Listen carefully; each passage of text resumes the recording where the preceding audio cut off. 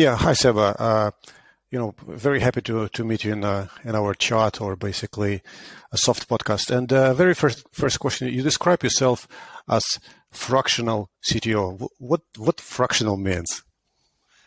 That's a very good question. So I was working usually as a full-time CTO, and this is the position that most people would assume for themselves.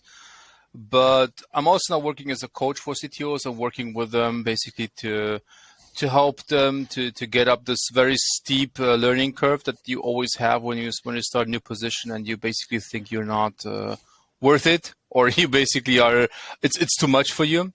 So I also would like to get back on my feet in terms of like having some feet on the ground in working with companies and helping them directly as a CTO, but I don't want to spend all my time on it.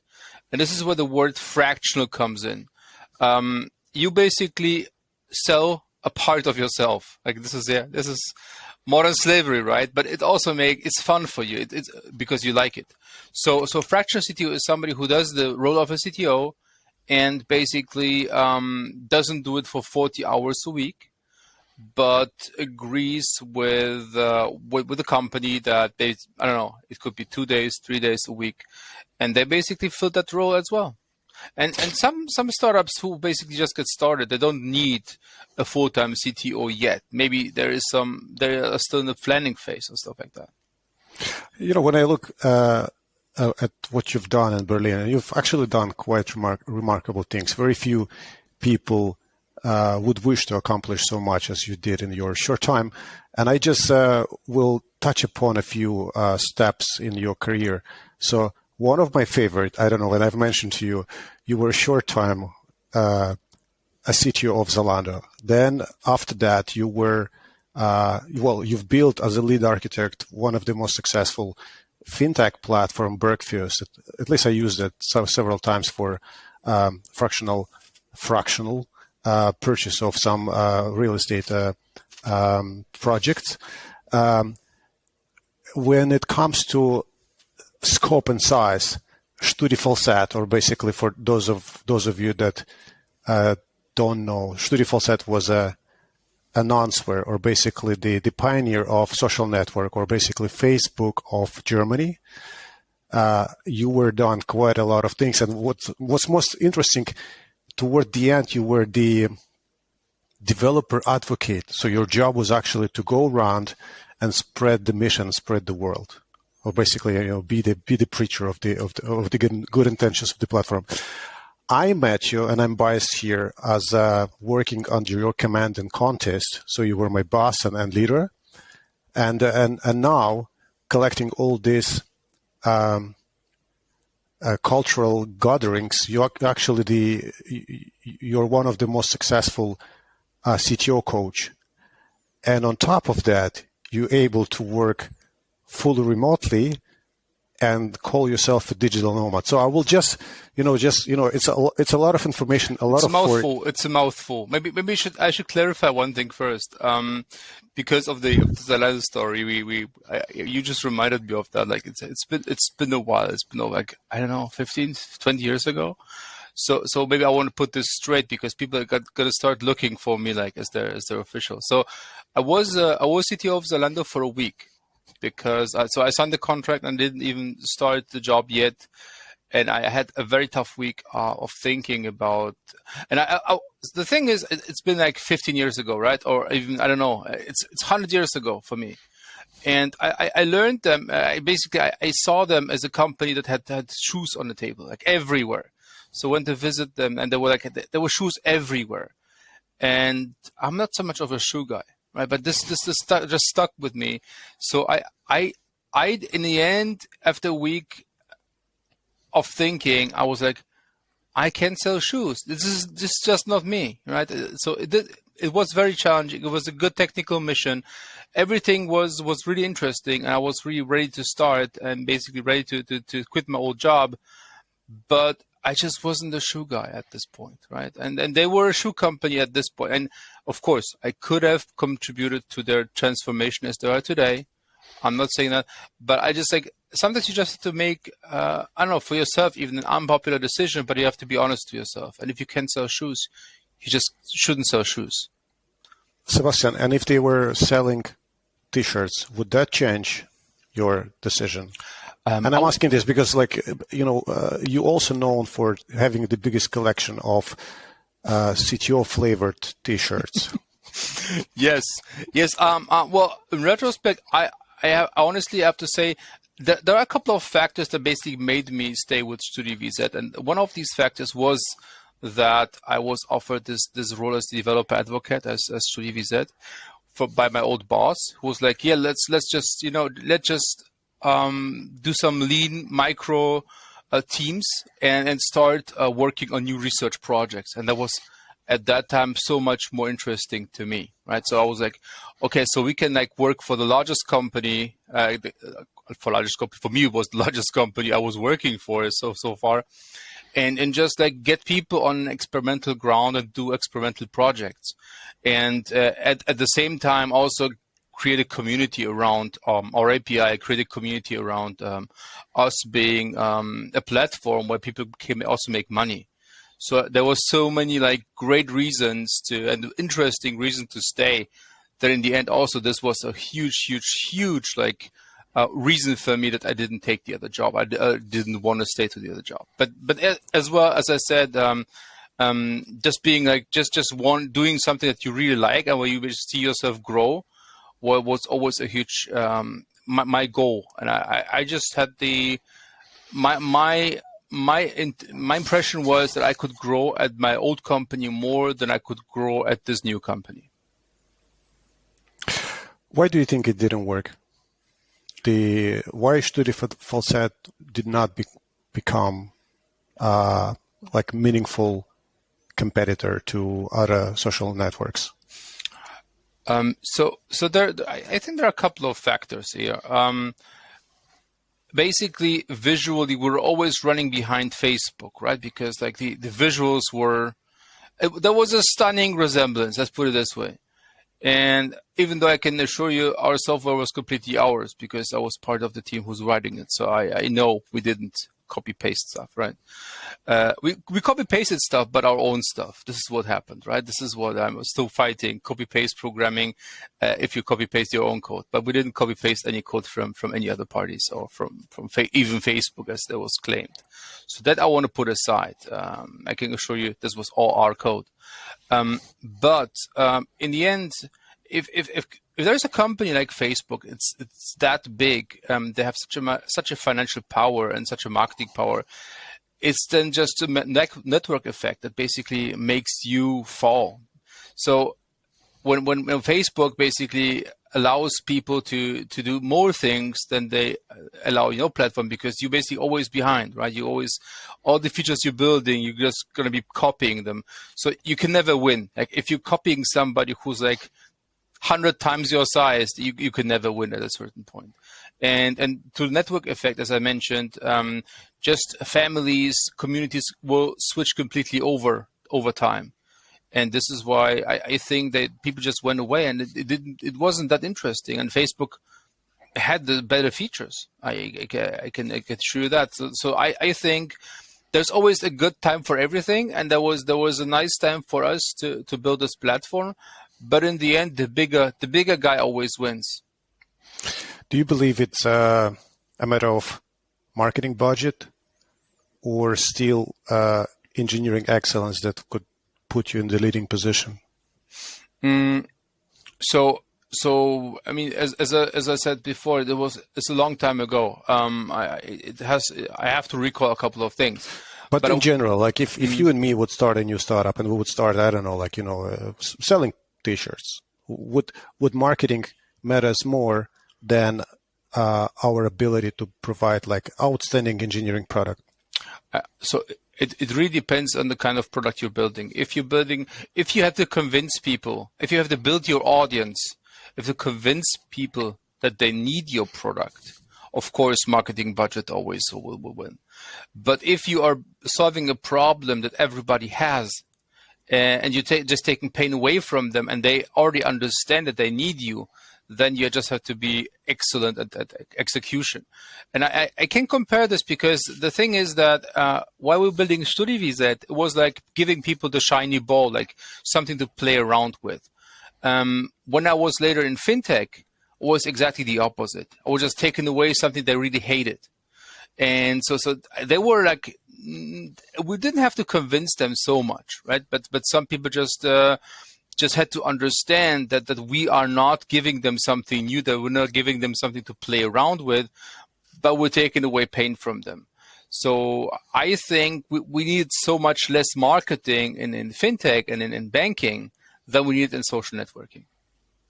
Yeah, pretty interesting. Like I haven't thought on that aspect from like, two different sides. So on one product, if you introduce novelty, you change your human habits. So obviously, if you do that, you need a lot of money to convey that new habits. So basically educate people. In the other one, if it's a pain, people just want to get rid of the pain. Theoretically, you could just showcase the better product with less pain, and that would follow through. But still, it's not working as simple as we know it. And question with that is, how important is culture, lean, agile, or all the buzzwords that we've been using in the last 10 years in building and shaping the company? What you always want to do, you always want to work in small iterations. So like what all these agile principles are mostly for is to allow you for small iterations, small changes, very small release cycles. So you keep the errors that you're going to make, because you're always going to make errors. Things will go wrong. Feature will be built in a way that you didn't want them to be built, maybe. And you want to keep the cycles where you have like response, time to respond, and basically time for people to see what you've been doing. You want to keep them very short. So yes, it is, for me, it is essential that if you're building a new product, or if you're building a product at all, you should try to have these cycles very short. And obviously, you can only do it in software. In hardware, it's not that easy. But this is why we're doing software, because we just chose the easy way, right? Well, I just want to quote one of your blog posts: "Agile kills the companies," and this was like play word, because I've read it, and it's you explained that it's not about killing; it's about making this right. And there was your also experience that it only works if you introduce this across the whole organization and not only keep it in the software house. Would you like to elaborate more on that? Like, what are cons and pros? Because you've done many things, including working at McDonald's in 1993, and I did it in 1994. So we have a similar path. We are colleagues, more or less. You've seen waterfall. You've seen all kind of plannings.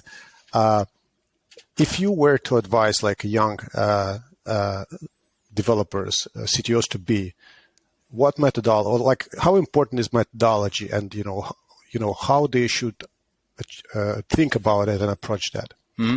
So I think it's a tricky situation, because if I just give you a recipe, like a check blanc, and to just do this and you're gonna be fine, it's never gonna work. It's always highly dependent on your team. If I want to generalize a little bit more, I can say that all the agiles, for example, Scrum, we've been using Scrum for a long time. And Scrum is a very, very good framework to basically work in if you want to teach people to work in a more agile way. So I'm not even saying Scrum is great, but Scrum is a great academy for your later life, for your later career, whatever you are going to be doing, because you learn a couple of ceremonies and principles. And I'm also saying that you're going to change everything, and possibly there's not so much that's going to remain in the end, but at least you have a common starting point. So you have ceremonies, you have stand-ups that are real stand-ups, not reporting stand-ups. You have retrospectives and all that stuff. I think retrospectives is one of the most meetings anyways, and I would always do it even if I'm not working with Scrum. But what I'm saying here is Agile will help your company in a way that everybody will be on the same page.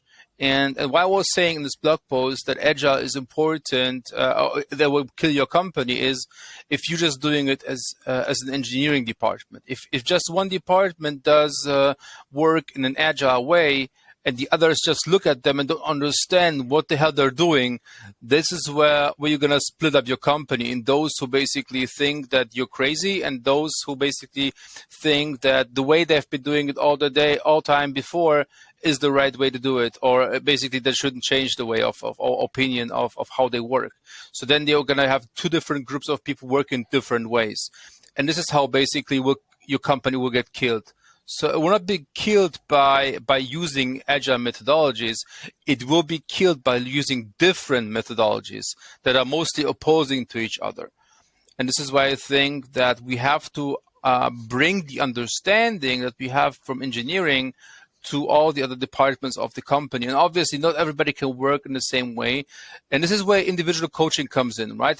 Where people, or at least where you have to apply this to your company in a way that's very flexible and understanding of the structure and of the goal what you want to achieve. So it was a very long answer. So just getting back to your question, yes, it's very important to do it, but you should basically set common rules for everybody and not just do it in one department. I think this is otherwise killing your company. And just to play devil's advocate with that topic, one of my favorite quote of yours is retrospective is like a cultural and process washing machine. Mm-hmm. Like a socks or dirty washes. You throw in this machine, whatever dirt goes out and the clean things comes out. I love that. I love that analogy. And just to bring my experience, like a lot of time during retro, people complain, people criticize, people make on-spot proposals.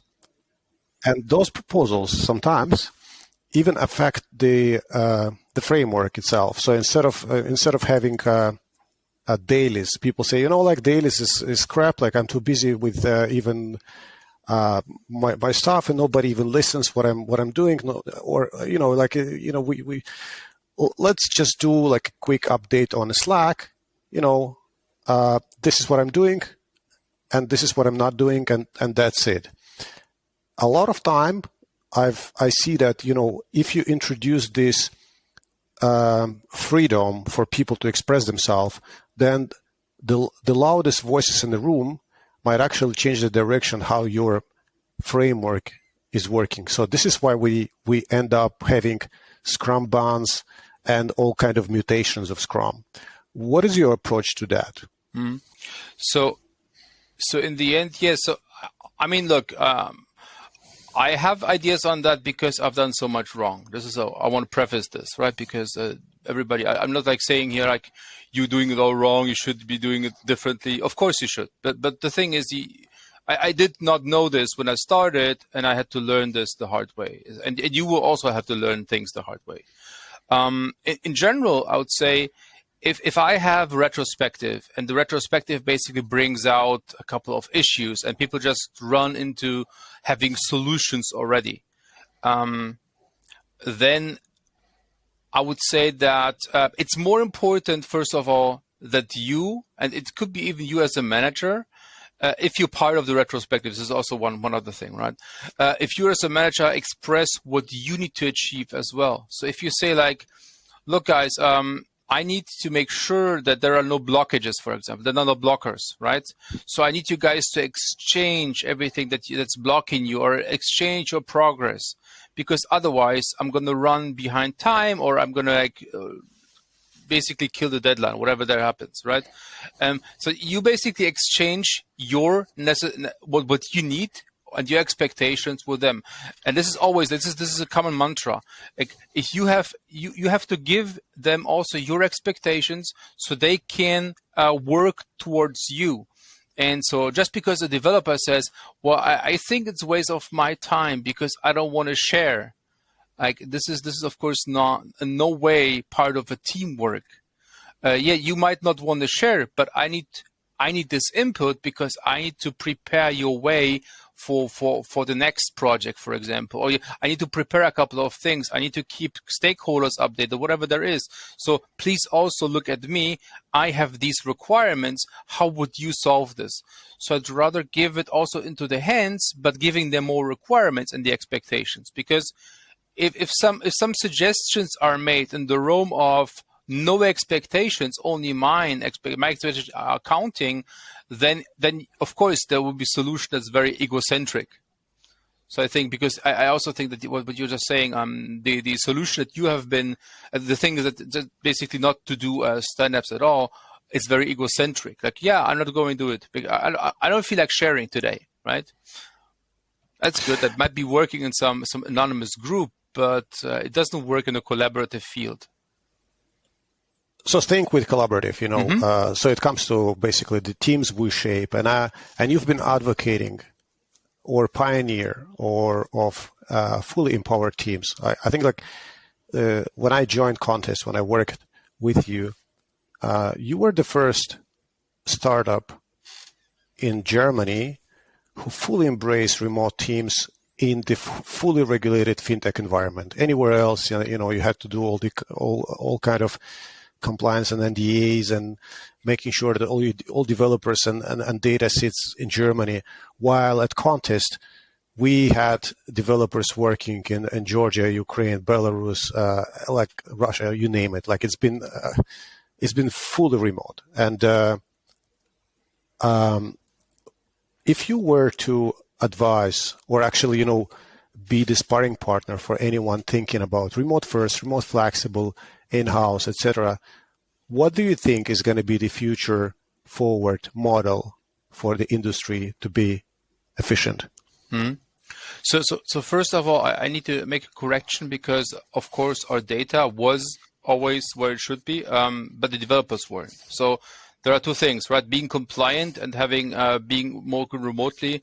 First of all, it's not mutually exclusive, and second of all, it's completely feasible, right? So we had compliance. We had compliance questions to fill out, or we had compliance requirements we had to fulfill, of which one would be that the developers have no access to live servers, and they didn't. So there's like, there's always a handful of people, or just maybe very selected people, who are having access to live servers in case of emergencies. But usually all the developers, none of the developers was working on a live server. We don't live in these times anymore. People just go SSH onto servers and just do things, right? Or test things live.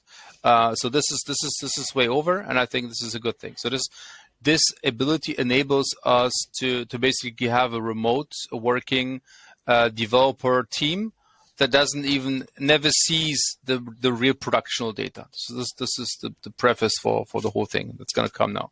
And the second of all is we were not the pioneers of remote work in Germany or in fintech, just because we wanted to be fancy, but we didn't find the right people locally.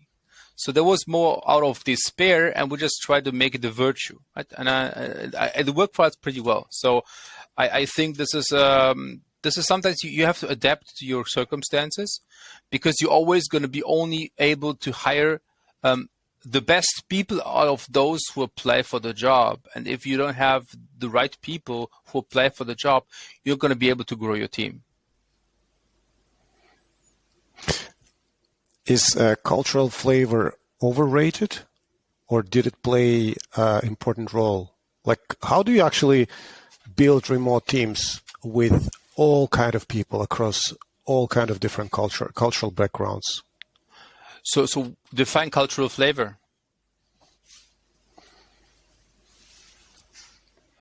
Will you be able to successfully, bring developers from Israel and Palestine, or Ukraine or Russia, and make them be productive, yet still, leave history, legacy, emotions behind? I don't think you can leave the emotions behind in any ways. I think you can create an environment where hostility is not allowed, for example, or you can set some ground rules, right? Or I also think that people coming from different nations doesn't mean that they have to be like enemies, because like there are different ethnics in different countries, so that sometimes works. But I'm also saying that you also have to basically take into account that it might not work with some people for cultural reasons, because we're all humans. So I think I don't want to be basically to forbid people to stay who they are. But if people are hostile, it doesn't work out in any environment. So hostile people, it doesn't matter what nationality they have, what qualification they have, they will not remain, they will not sustain the company. And even one of my jobs, I'm not going to mention which job, I basically had somebody who had a very aggressive and hostile communication style. And we couldn't work. He was a very, very smart guy, was a very competent guy, and I would really I would have loved that he would be staying there where he was, because it was such a relief for me. I had so much less work at least, through his help. But it just didn't work out because there was just too much aggression in communication, and all the meetings that we had together were filled with aggression, and it was passion, but it was passion and aggression. So I don't think you can separate those. So.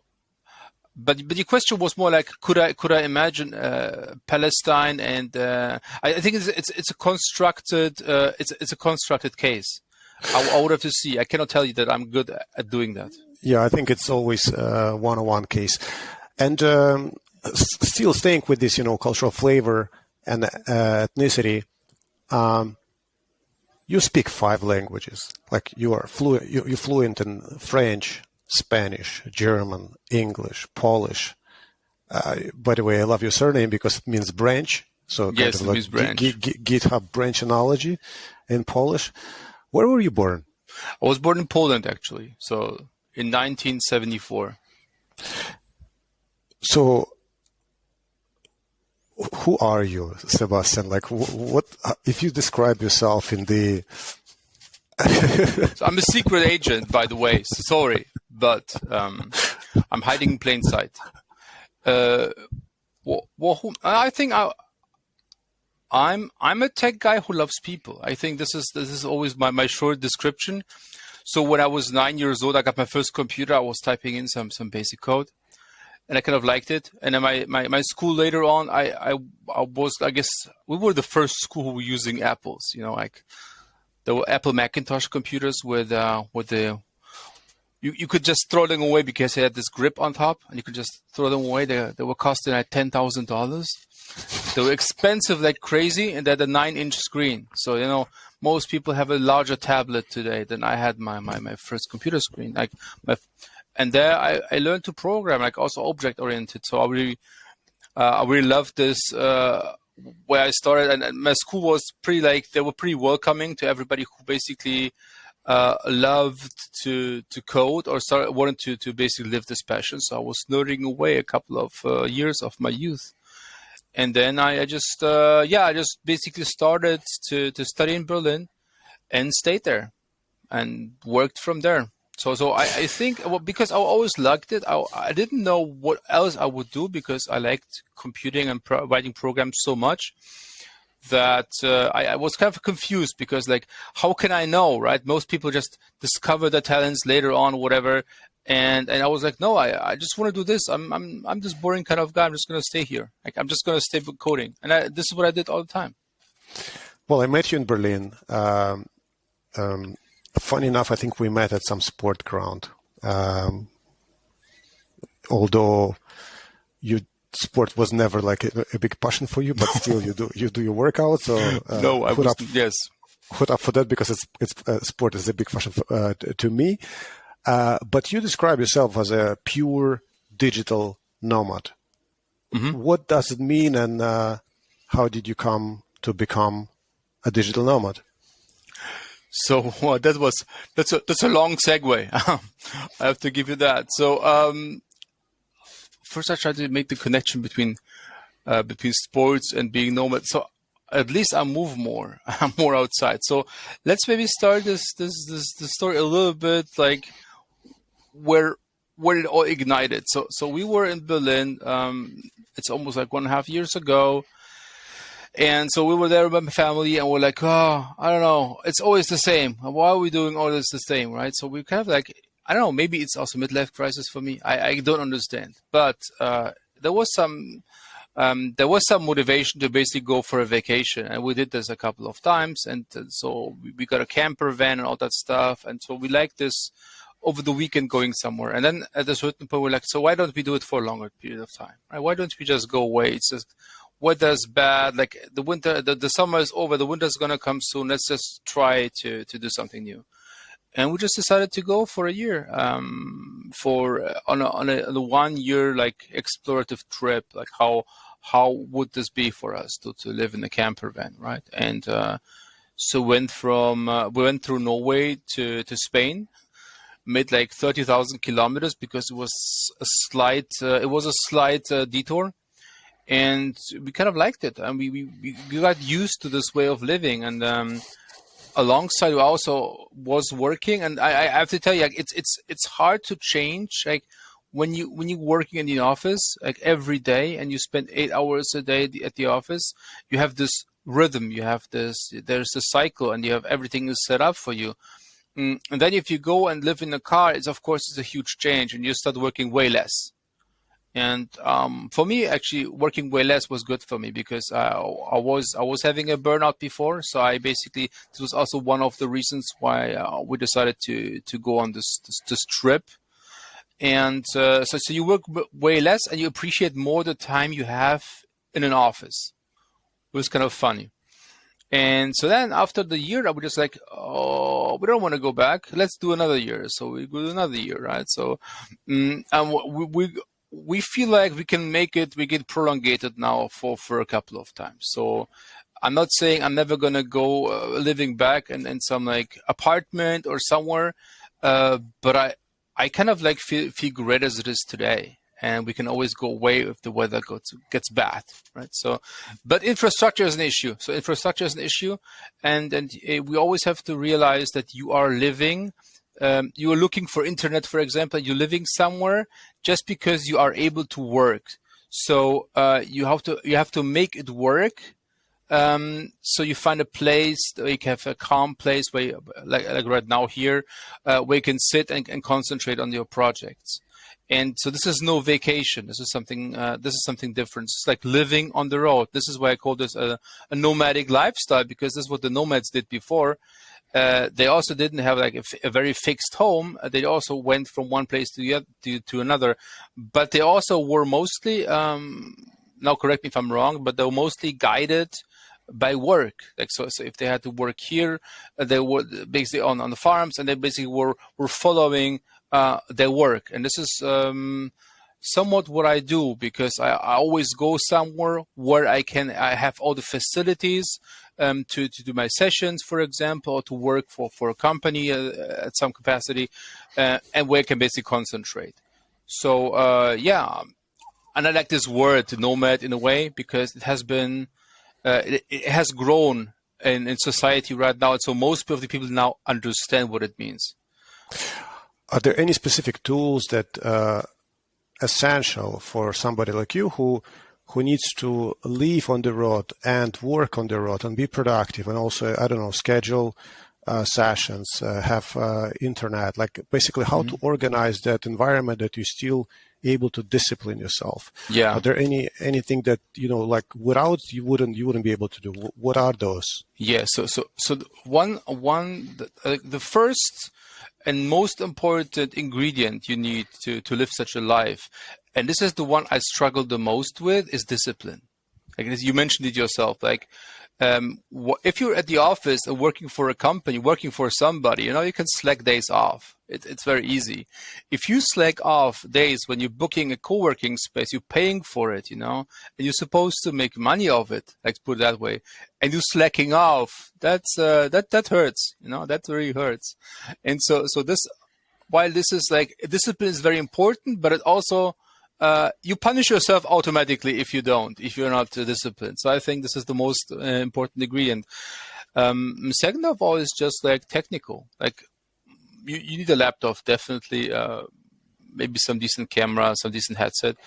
But then and mobile internet, right? And this is something also, even in Europe these days, you're running behind because there is roaming and stuff. But if you basically go and use a bunch of data, they're gonna just your code will just stop working, or just gonna run over your quota. So this is kind of sometimes an issue, but it's getting better. And mostly in countries like Spain and France and Portugal, you can buy local SIM cards, and you don't have this this weight on your shoulder. So that's all okay. But I think mostly your internal, your way of organizing yourself and basically embracing a new way of working and living, and maybe also living on a less luxurious life. I think this is something that not everybody will be willing to do. I wasn't open for this myself. I like my stuff, I like to collect things that I don't need and stuff, and that doesn't work if you are working from a car or from some smaller vehicle that you cannot allow yourself to keep stuff. Well, it's pretty interesting, and I think a lot of people would definitely love to try what you're doing, and many of us are still afraid to make that step. So it's not just discipline, but you need to have balls. Afraid, I don't know, or afraid or a little bit desperate.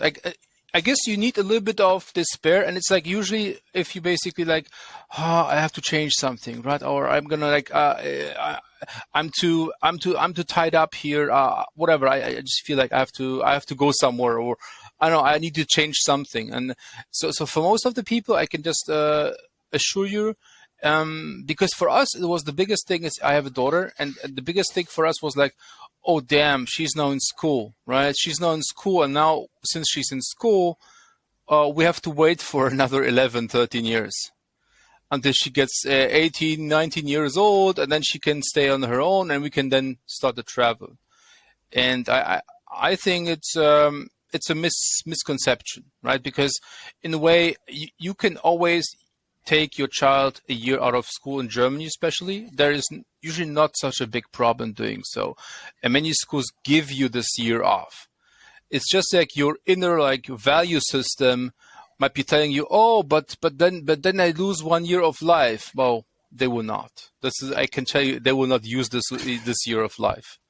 Well, by following you on Instagram, I definitely must say that your kids are not missing out on anything. I'm just always thinking that, oh my God, you're packing so much stuff into that, experience that you provide every day that, I don't know, other kids at school might never have an opportunity to have that. But while we're staying with education, my daughter came back from her gymnasium, and she was testing different AI tools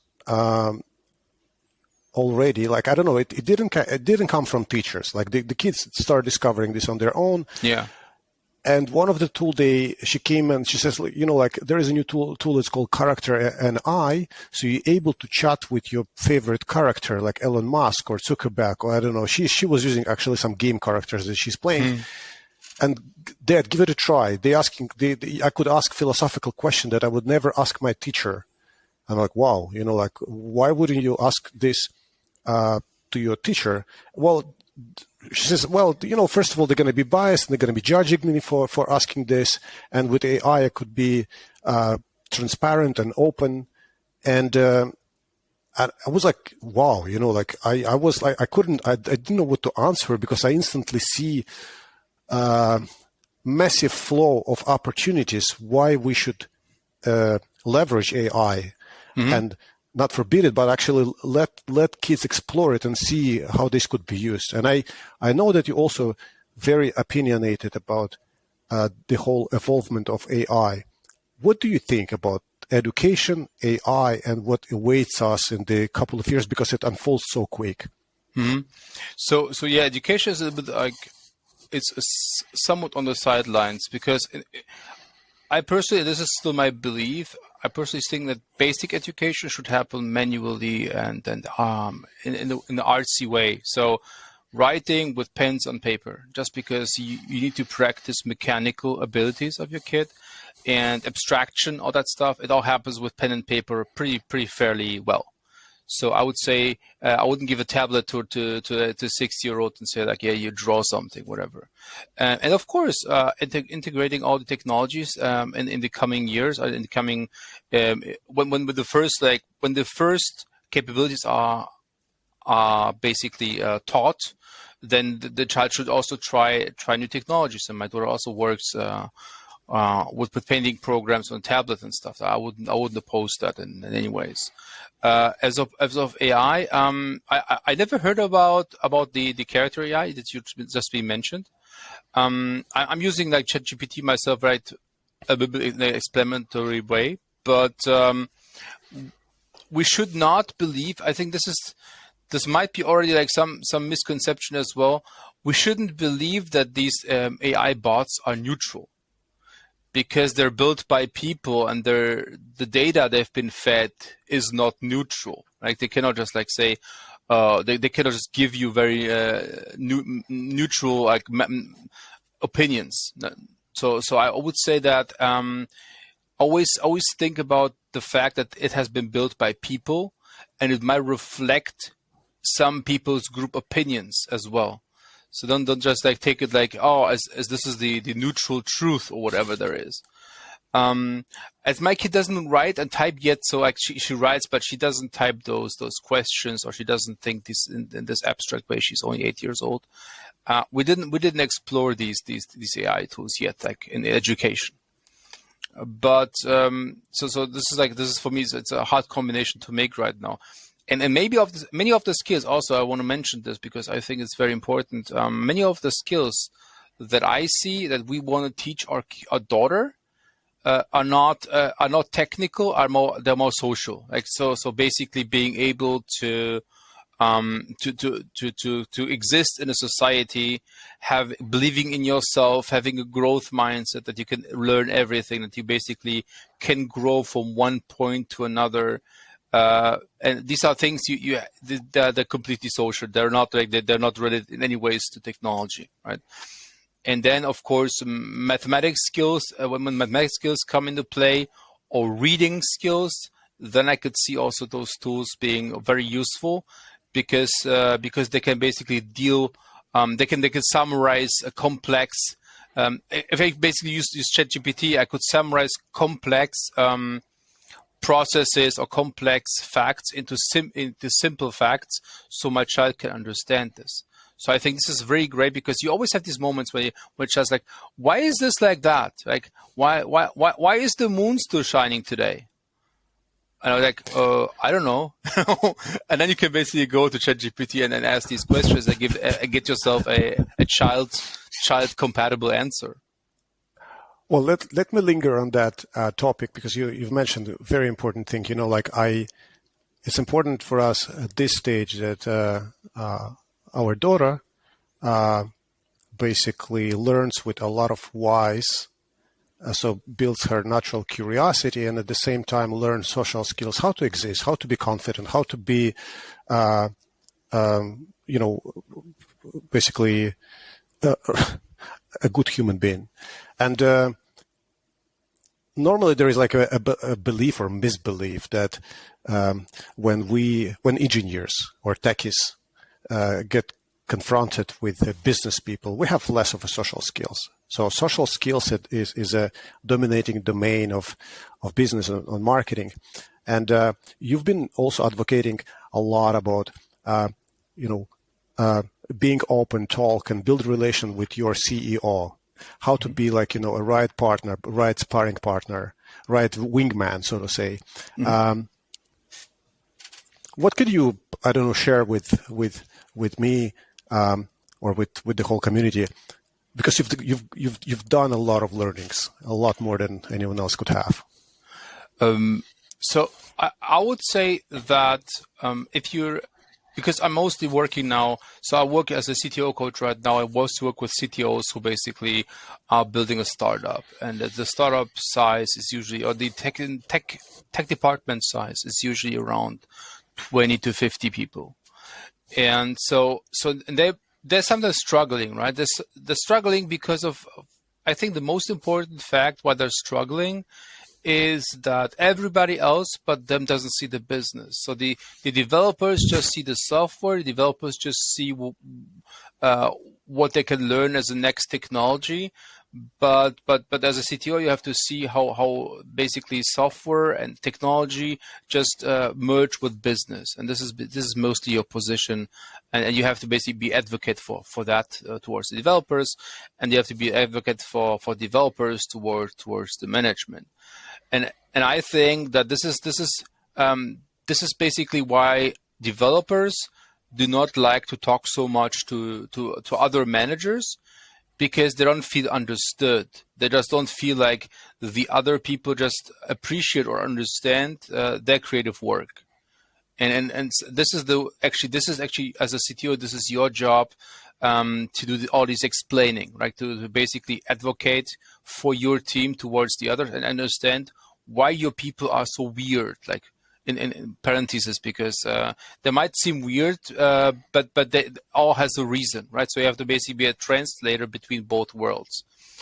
And this is why most companies, if there is a common understanding what the other person is doing and why they're doing it, they usually, the developers also mix with the rest of the company. But if you have this very strong separation between departments and don't see each other a lot, then you will always have these weird situations or awkward situations where basically like, so what's the guy, what is this guy doing, right? And especially the biggest, like the biggest differences I see are between engineering and marketing. I think this is something that, like, these are completely two worlds, and it's always like, in a way, a challenge to bring them both together. Well, Seba, you've wrapped up quite a few and very important things for techies and CTOs, and I just really recommend, if anybody would like to spend a coaching session or follow Sebastian, I'm gonna be providing his personal links below in the description, and just finish off with one of your quote that I really like. Your startup or work space should be a social hub and not a factory. So thank you very much, Sebastian, for taking time, and looking forward to meet you on a sport ground or any other place we could hang out in Berlin. See you at the beach. Yeah, thanks a lot, buddy.